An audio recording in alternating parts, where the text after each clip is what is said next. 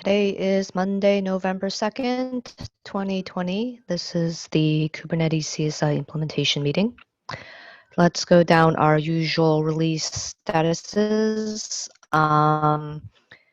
Going back to 119, on updating the docs for the health monitor and the snapshot webhook. Xing, do you have an update on that?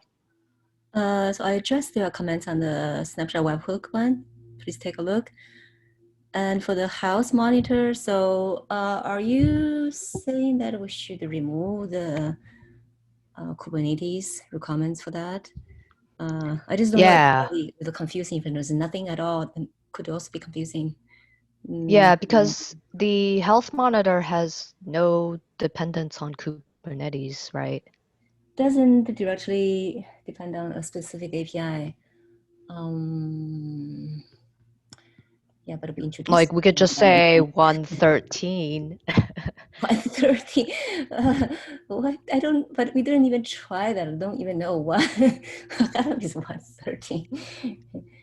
Yeah, it's just report event. But then you also have the dependency on the CSI and all of that. And what is the what do we support and what is the combination of Kubernetes and CSI? I mean, how much? I think 113 is way too back because this is the one. This CSI is I think 1.3 CSI. So you go way back, then it does not work with any of the other sidecars, and it's probably not going to work either.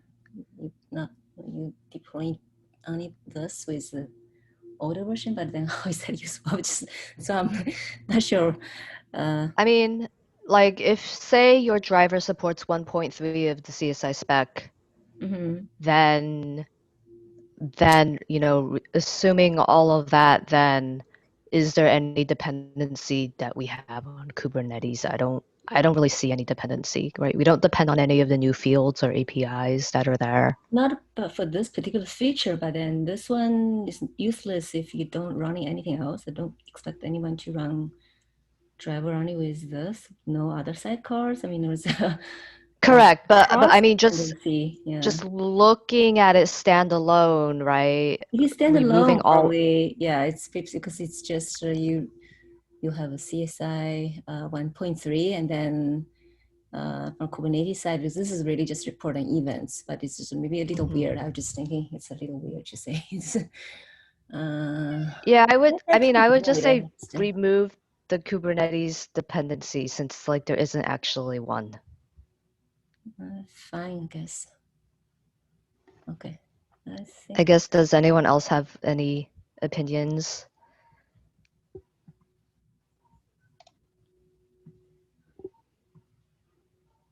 Yeah. Okay, I can remove it. Okay, I guess because the main thing is we don't want to like get questions that's like, you said it was like Kubernetes 119, but like I can run it on these older versions fine. So what's the actual dependency? Yeah, well, that's fine, I guess. Because okay, awesome. Anything, then it could fail with something else too, because we don't know. I don't even know what else. Maybe. But anyway, okay, I'll remove it. Okay, cool. And besides that, the last thing is trying to fix the credentials issue with the image build for CSI proxy. I think Jing last week figured out that the token expired. So I think she's looking at figuring out why it expired and how we can fix that. So that's still in progress. I think everything else is fine. The set of patch releases that we put out already have already gone out and images have been published. So that's looking good. Moving on to 120, let's take a look at our features. I think the first thing as a reminder is docs PRs are due this Friday. So if you're working on a feature for 120, make sure you have a placeholder docs PR open by this Friday. So let's take a look at PRs that we have in progress.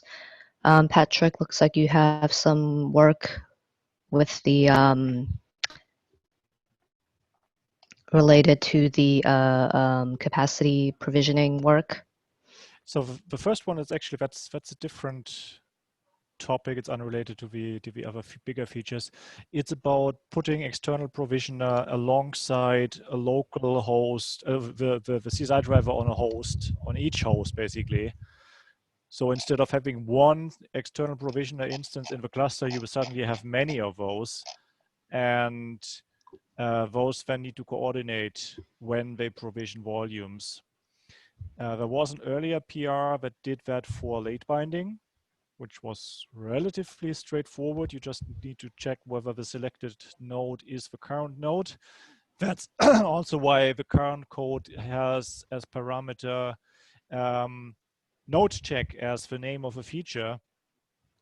But I think that's a bit not complete enough. I also want to support immediate binding for feature parity with other drivers that have that. And in PMM CSI, for example, we currently support immediate binding. And if we switch to that new approach, we still need to support that feature. That's the main reason. I have implemented something where the many different instances coordinate basically by setting the selected node annotation themselves for immediate binding volumes. And that then kind of selects the one that actually goes ahead, because only one of them can succeed with the object update.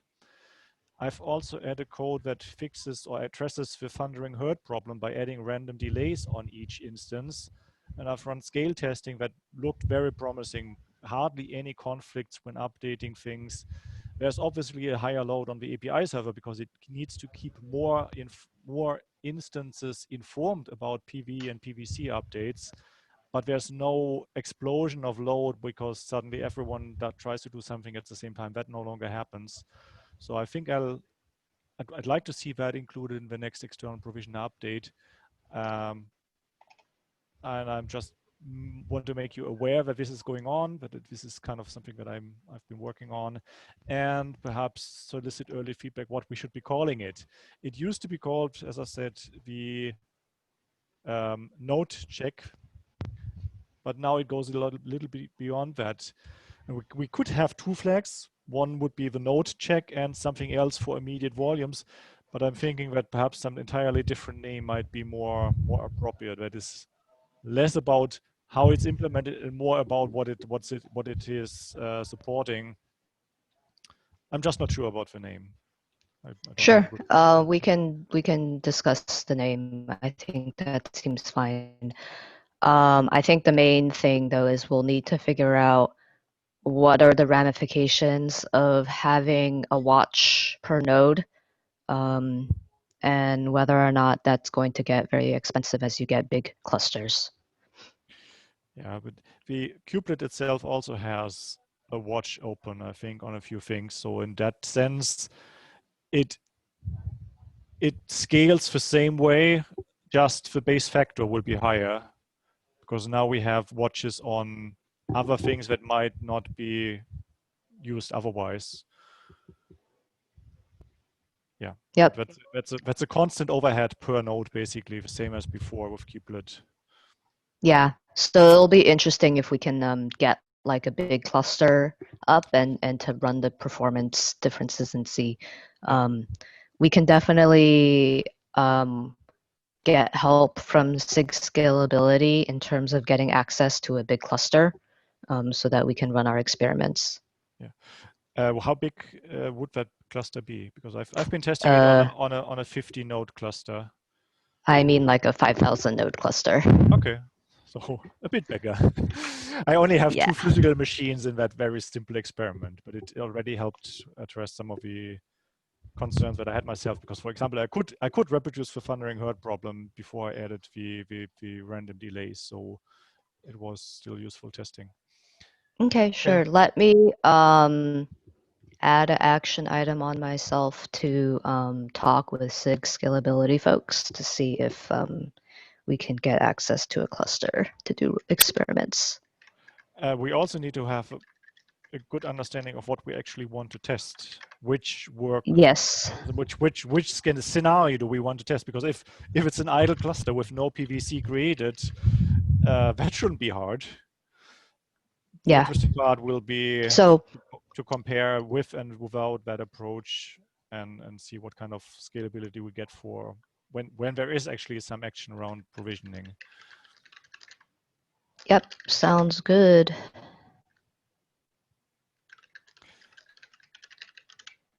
Okay. Awesome. All right. Next is switching to KLog v2. Yeah, I started that based on my observation that we currently get incomplete logs from our sidecars. When you increase the verbosity, you only see higher verbose output from code that still uses the older KLog, because that's where we set the verbosity. We don't get, for example, more output from client Go, because that's already using KLog 2. So do you know, does this issue happen in the already released sidecars? Because we updated the yeah, it might. Yeah. Okay. Fairly Like it likely. might be worth backporting these if we want that debugging information.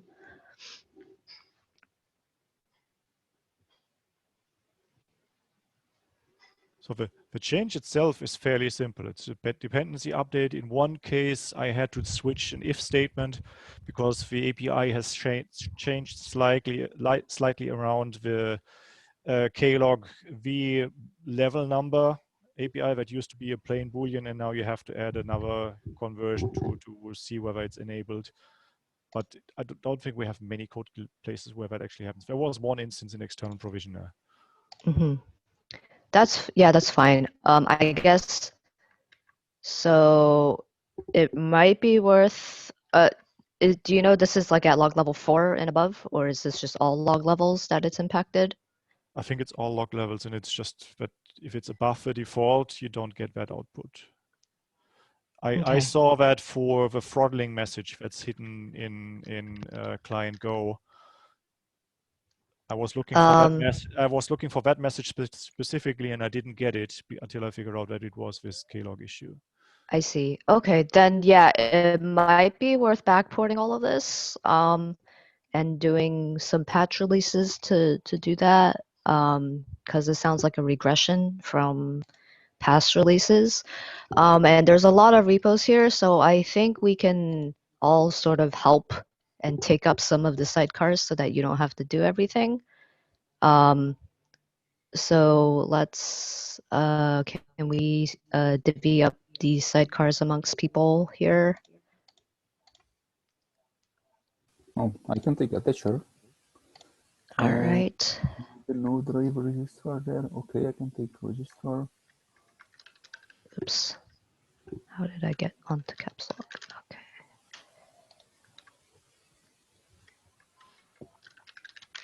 All right. Shing, are you able to take snapshotter? After the code freeze, is it something that is more? No, I think we want this in the release. This is what this sidecars. is K. I thought snapshot is already using KLog 2. KLog 2, is this the one? Yeah, that's Me too. I thought we're already using that one in snapshotter.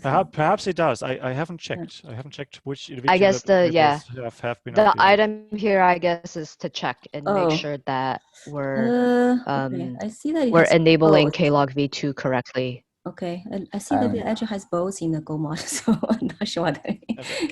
That's probably because the actual code itself, I think I actually ran grep. I think I ran grep on all of the repos, and the ones that are listed here do have the KLog v1. It's not actually labeled v1, but the base KLog in their Go mod file. So it's still pulled in, and I suspect that's because the main code still uses it, because the indirect dependency comes from client Go, which has been updated to use KLog v2. Okay. I think that I moved the snapshotter to use v2, or I attempted to back in July. I see. Okay, yeah, the other thing to double check is if the previous version of the patch releases that we just released for 119, and that's when I think we switched over to 118 or 119 that uses the new KLog v2. So we want to make sure those previous releases don't have this issue. Okay. Is Hamant around? He is not. Okay. I can take up resizer. It's fine.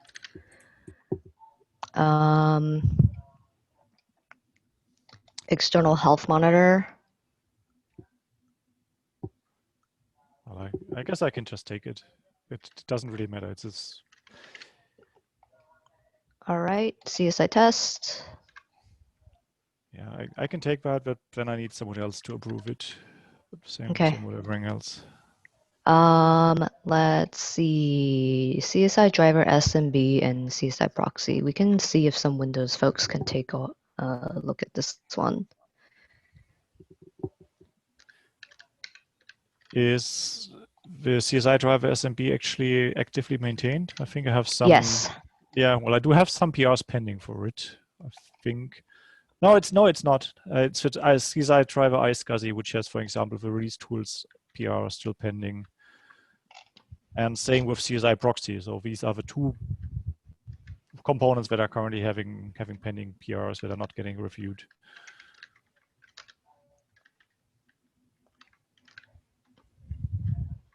We have a lot of repos now.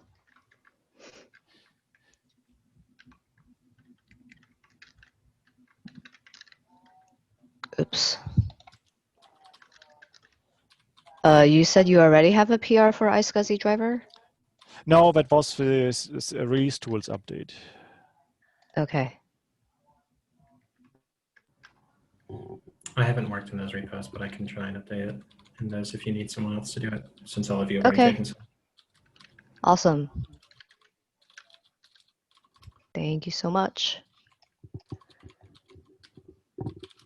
All right, are we all covered? Any other repos we missed?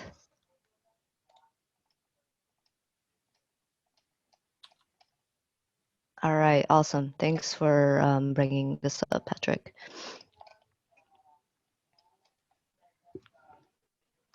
All right, next up is there's a PR out that's proposing to make CSI driver spec pod info on mount mutable. There's a broader question, I think, whether or not we want to make all the fields mutable. I think, like in general, that's a good idea, but I think the way that we've implemented things is each of the fields is actually its own feature with its own sort of controller logic and stuff that we would need to evaluate and make sure it's safe to actually make things mutable. So I would prefer to track making each field mutable one at a time, so that we make sure we have like sufficient testing and stuff to make sure that this change won't cause problems. So I think that's sort of what's going on there. This is something that I plan to review this release.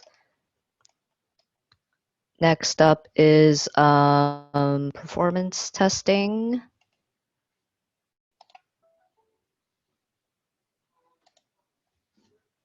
What's the status on this one? There has been some activity.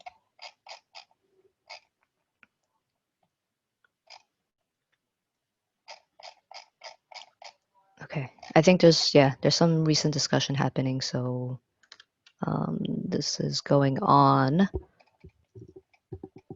Next up is fixing this race condition between node and stage and delete volumes.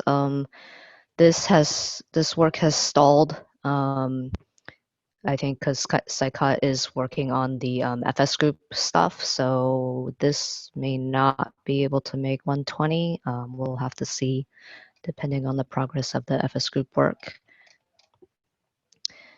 Next up is this issue that I think Yeah. Christian was going to look at. Yeah.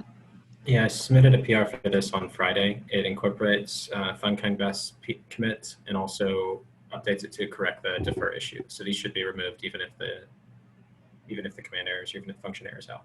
So there's a PR open for this, but I can't update the issue because I don't have the Kubernetes CSI membership just yet. Okay, sure. If you want to add it, do you have permission to add to the agenda doc? I should. I can open Okay, it. And I if you should just be able want to access it. drop it in there, then that's good too. Sounds good.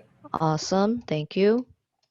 Next up is this change to remove the mount directory check in cleanup orphan pod directories.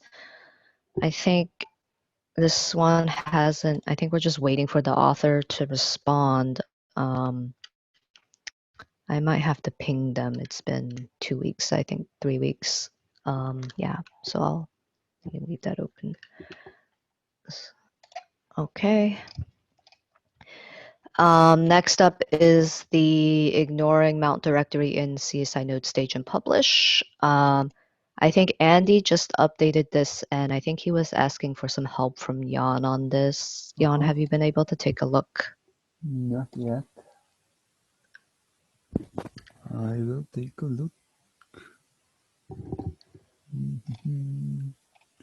I still don't... Okay. Okay. It sounds like he gave you access to his repo, so push away. Yay. All right. Cool. Thank Hey, you. Michelle, Yeah. this one, the volume attachment not marked as detached, cause problems when node is deleted. I see that there are a lot of back and forth discussions there. So this idea of using the PodGC controller, is that something we can still explore, or is that something that we don't want to do? I mean, I think we can explore things. I think nothing is really set in stone about what direction we want to go in. I think it's just someone needs to go sit down and think about the different approaches we could take. Okay, I see that you also mentioned something like the owner reference or something. So Yeah, there's a couple. I threw in a couple of ideas. None of them really stuck very well, but I also haven't really spent much time thinking about it. Yeah. there's also a cap that, you know, it's like a cap has been there for a long time. It's to handle ungraceful no shutdown that someone is working with a team about. It was like split party like almost a year now. That cap was there. I don't know if you are aware of that, or that's a different approach. So I don't know if that's something I that you see. also want to explore. That's different from, you know, this Okay. I don't think I've overview. seen that kept. So if Okay. you have a link, like just paste it in the doc. I think for this we definitely want to sort of make sure we look at the big picture and make sure that whatever approach we take will fit with other things that are going on in the system. Yeah, that one though, I think it's like a CSI approach, and it's a little bit more specific for cloud providers. It looks like, so I'm not sure if it's general enough. But Tim has been, Okay. Yeah, I think he was just pinging the person who's recently seeing if that's still going on. But yeah, so when I got some time, I will look at this. Okay, awesome. Thank you. Next up is the FS group work. Yes, I saw that you reviewed both of the open PRs last Friday. I'm hoping to get those issues addressed today and get the PRs updated.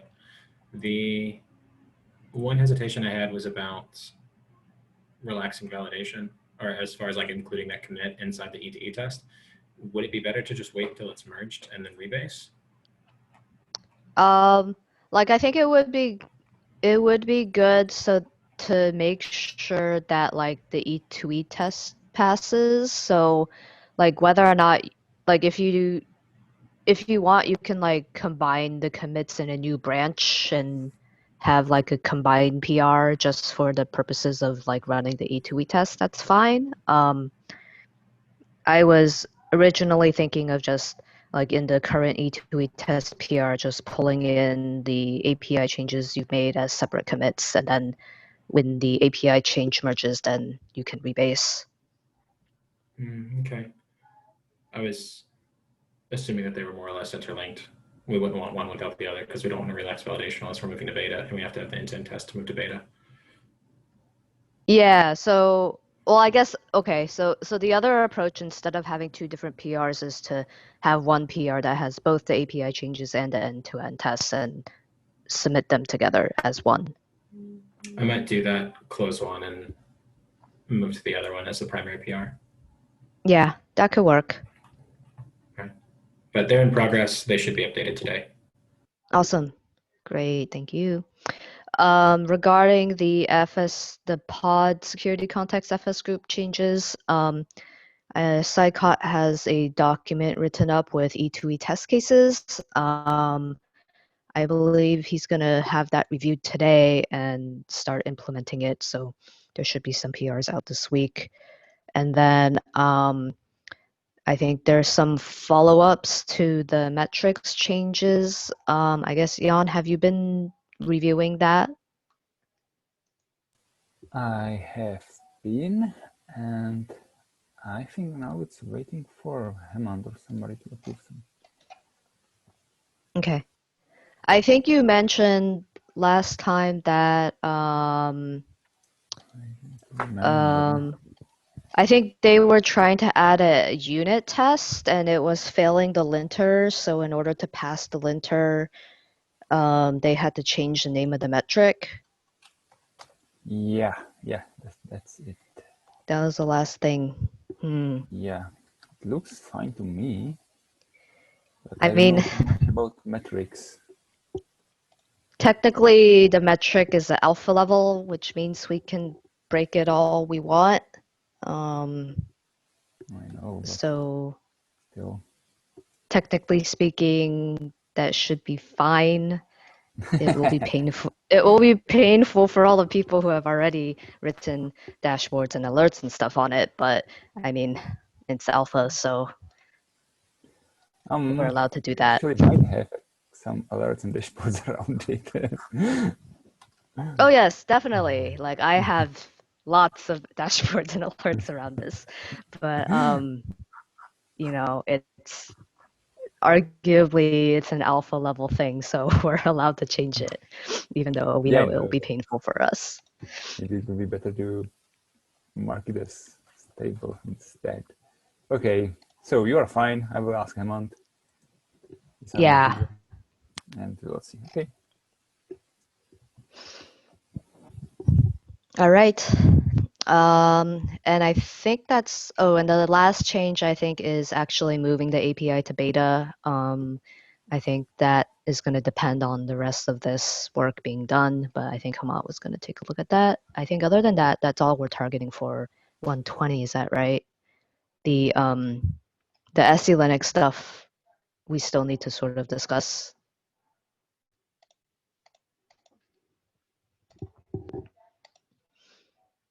All right. Next up is snapshots. Yeah, so yeah, there are a lot of things going on here. Yeah, so this PR is this test. I was just trying to test the VLAN API just by submitting a work in progress one. But I think the problem is I'm using my own registry. I don't know if that's even possible. So it basically says that you have to modify this, and there is some images, some file that I need to modify. But I look at that, it looks like the all the other places that uses that is it's actually calling it directly in a .go file, but ours is all in the YAML file. So it's just like I'm replacing a couple of images using my own. It doesn't fit in the model, so I'm not sure, because I think in the past we can do it in Quay, right? So it's easier. It's already there. We just add that one image. But this one is like total. The my registry is not even accepted, because it's my own, my personal on the Docker. It's not, it doesn't accept that. So, There's a place somewhere there that where you can add more Docker registries. I think all you really need to do is add your Docker registry to that file, and then it should pass that check. I can try if that works. Because I was checking this other one. There was Gluster is using that, but I see that it's actually referenced in the .go. Maybe I'll just maybe not making all the changes that this Gluster file is using. Maybe I'll just see if once I'll see the ticket. I was trying to see how that is get referenced, but that is referenced differently. It's like in the .go directly within that image. But in our case, we actually have a YAML file, right? So it's not the same format. But I can just try maybe just like partially make the changes and see if it takes it. Yeah. Not quite sure about this one. I was wondering, like, okay. Yeah, let me know if you're having trouble, because I think last time when we were initially doing the Quay to GCR move, we had to make changes to the registry code where we register what test registries we use. So I'm slightly familiar with that. So if you're having trouble, I can try to help and take a look. Okay, thanks. Yeah. All right. So the next one, this one, I know you look at it. So I actually addressed your comments, but then I was running into some issue that I'm still trying to figure out. It's very weird. Like when when I'm running the update open API script, it's actually just erased all the JSON. The swagger.json file, it just becomes 0. So I was like, what happened? I tried several times. I don't know. It's just me. Yeah. So right now it doesn't pass the verified because of that. But if can you still take a look of the rest of the changes? It's right now it's just complaining because the swagger. So, but what I did was I just copied the original swagger, but it still complains because probably internally to run something, it's still different because I made some API changes there, but and whenever I try that, it just becomes 0. I don't know. I tried it several times. It's very strange. I never run into this before because last time it actually passed because when you reviewed it, it passed all the tests, right? So, but I don't have a record of that anymore. I just erased it. I just pushed everything. Yeah, so that's very strange. Interesting. If you're not able to figure this out, I would probably check with API machinery folks. Okay, sure. Okay, maybe I will. Yeah, I will try that again. So, and then there are a few tests. So Chris has that test. So I reviewed it. I think mostly looks good. I just have a few comments, but mostly I think it looks good to me. Okay. I guess was it enabled for host path driver? Yeah, it is for both, I think. I'll double check. Okay. And the metrics one. So right now, I think so. Grant has the PR there. I think Shanchen says he's reviewing, but I haven't seen any comments yet. So I think I'm asking if Grant can submit like a work in progress E2 test based on that. So I haven't heard from them. So I'll see what's going on there. Sounds good. So, and then the finalizer one, yeah. So actually, Ronak he actually discovered a bug when he was working on this. So he fixed it over the weekend. So we actually cut a new patch release, and then he's going to update his E2 test again using that new image. So yeah, so hopefully we can get that in. All right. And then that's right. The secrets one, I think.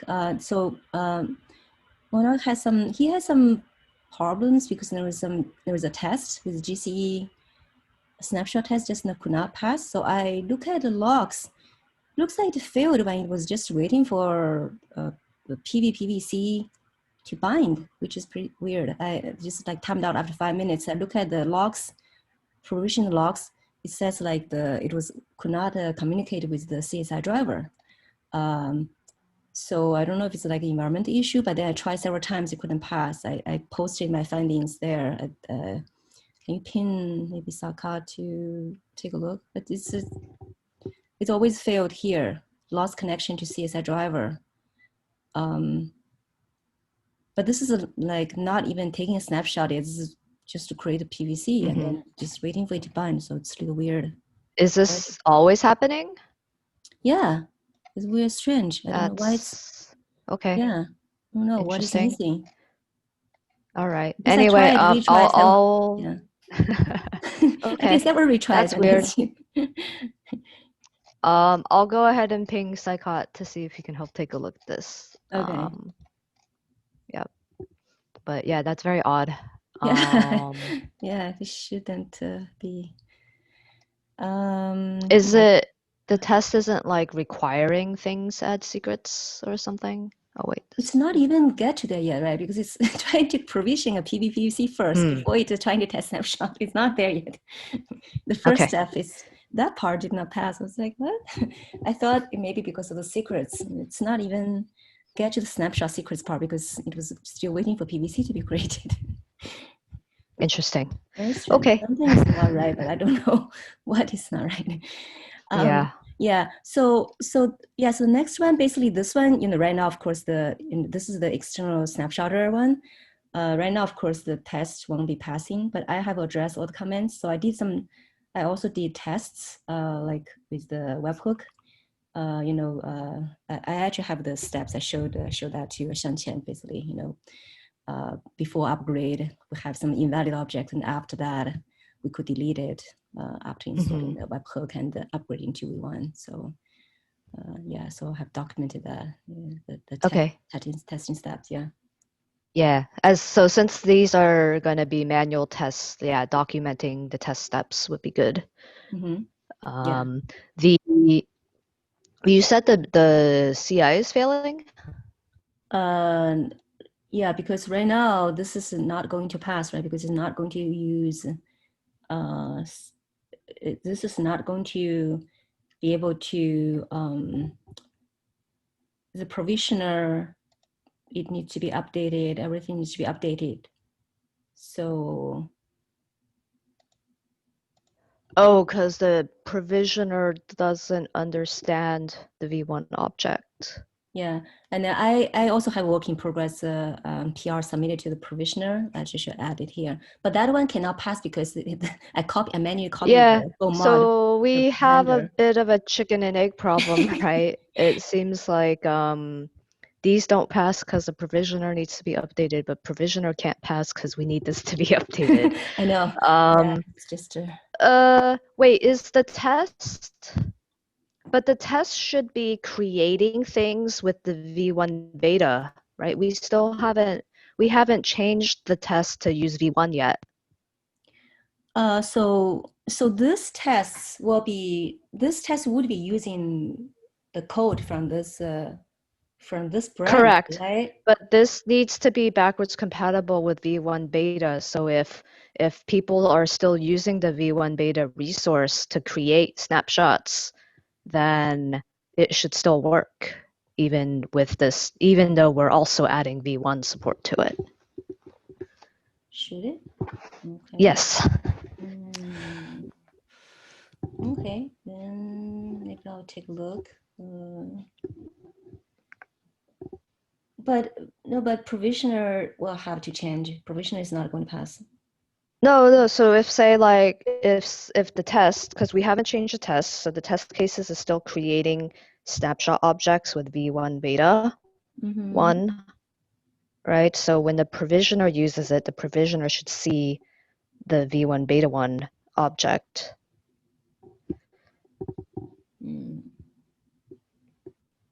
Okay, I'll take a look. I think that provisioner maybe have a problem. I don't think the using older. Okay, I'll take a look and see. Okay, sounds good. Let me know if you need some assistance on this. But There's just too many I things believe the test should pass. Yeah. I'm sorry, what? I believe the test should be passing. Okay, I will take. Assuming we make everything backwards compatible, because we haven't actually changed the test to use V1 yet. Okay, I'll take a look. All right, sounds good. Thank you. All right, and then there's some docs, PRs Yeah, I out submitted in progress. I submitted doc. Yeah, I just All right. submitted it. Yeah. Yeah. Sounds good. Any other changes here? Yeah, this one is still waiting for Karthik to update. He said he's going to update it soon. Okay.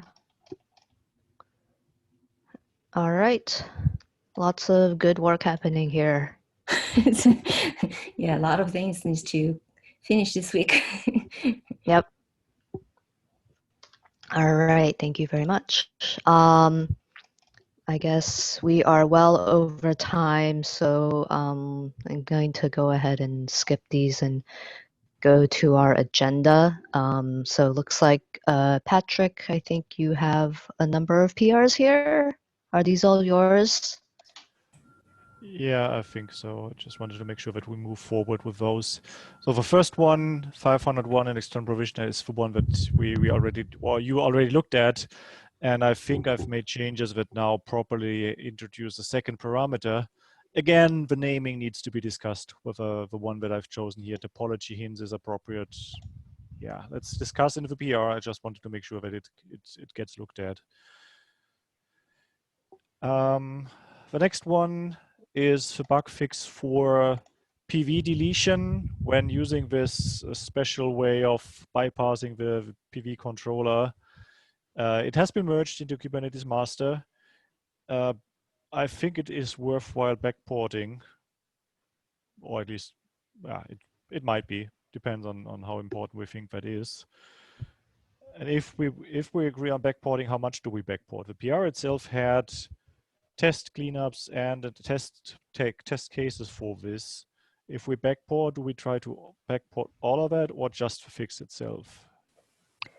I think if it cherry picks cleanly, I think we should backport all of it.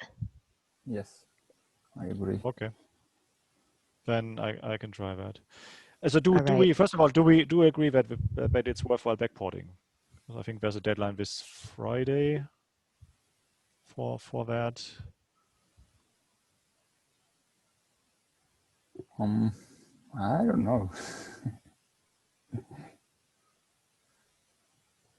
I thought it was useful until I figured out that if I increase the QPS and burst settings of Kube Controller, I can actually get my scale testing to run also with Kubernetes 118. So perhaps we just keep it as is and don't backport. I think that's fine, especially if there's no like urgent like prod breaking issue with this. Then we can, give it more soak time and make sure that the change is indeed stable and won't cause any unexpected effects elsewhere. Okay. Yeah, fine. Then let's wait with backporting and see whether it's actually becoming a problem. Sounds good. Yeah. My other concern is that we use this. I believe we use this field for CSI migration too. So, the actual use of this field is a bit complicated and tricky. So it's not something I would totally encourage people to use because they might end up breaking things in a lot of weird ways. Yeah.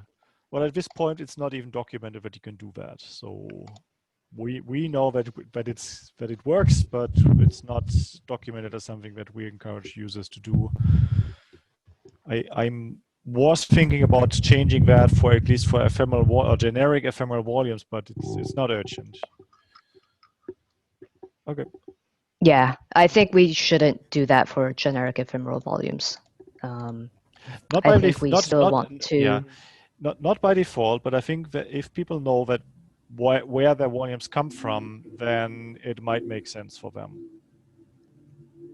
Maybe. I think supporting the use case where you might have already pre-provisioned volumes, I think it's still important to retain. So yeah, that's why it's all just documentation. We don't change the code in any way. We just tell people that if they put these special annotation in their template inside the pod spec, then it'll work differently and more, perhaps more efficiently. That's basically what we could tell them. it might, but I of- think also it's yeah. going to break. It might break CSI migration in some ways if we don't document it exactly. So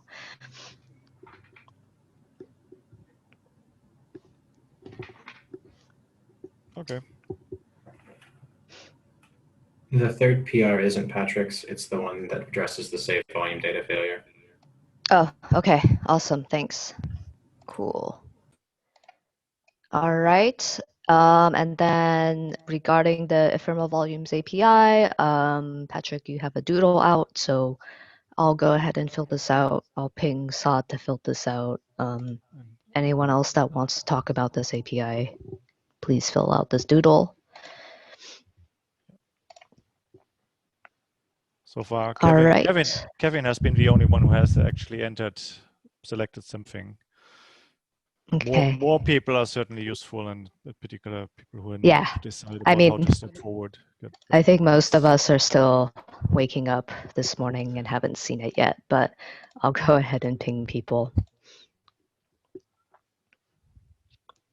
All right.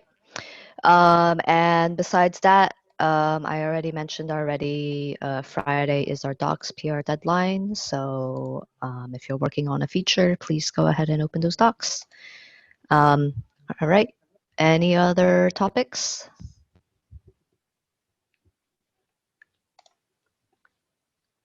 All right, then we'll end for today. Thanks, everyone.